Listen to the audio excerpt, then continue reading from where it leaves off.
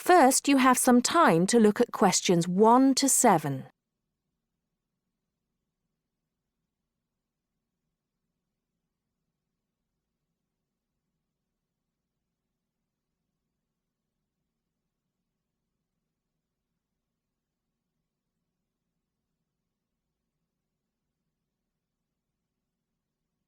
Now listen carefully and answer questions 1 to 7.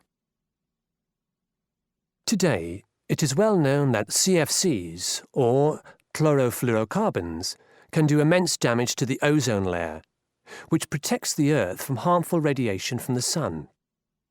However, it was as recently as the mid-1970s when the connection between CFCs and ozone layer destruction was first established.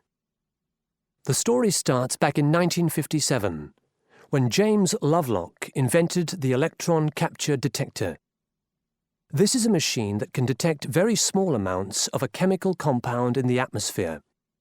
Indeed, using the machine, it was Lovelock who was the first person to detect the widespread presence of CFCs in the Earth's atmosphere. In 1973, Lovelock, on a research trip which he'd funded himself, measured the amount of CFCs in the atmosphere in the Arctic and in Antarctica, but unfortunately came to the wrong conclusion that CFCs are not harmful to the environment.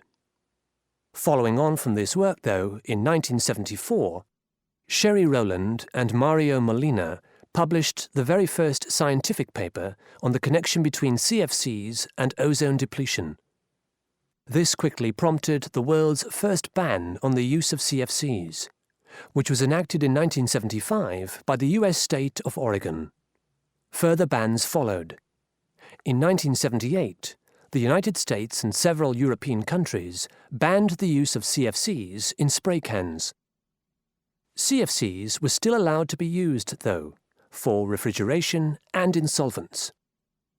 It was in the mid-1980s that scientists in Antarctica observed a huge depletion in the ozone layer above them, often called the hole in the ozone layer.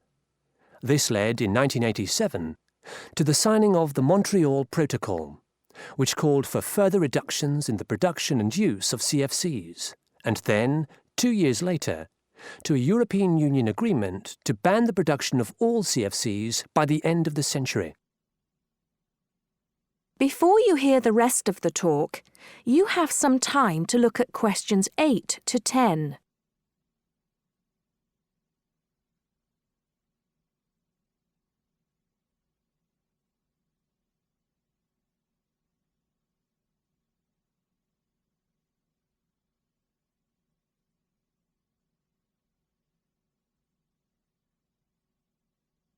Now listen and answer questions 8 to 10. So why exactly are CFCs so harmful? One of the reasons CFCs were so popular in the production of solvents and refrigeration coolants is that they are unreactive. That is, they don't react easily or at all with other chemical compounds. It's this property, however, that also makes them dangerous. Because they are unreactive, it's very difficult for them to be broken down. This gives them a long lifespan, more than 100 years in some cases, and allows them to rise into the upper levels of the atmosphere, the stratosphere, unchanged. There, ultraviolet radiation from the sun starts to break them down, freeing the chlorine atoms from the CFCs. It's this chlorine that helps destroy the ozone there. End of CD 1.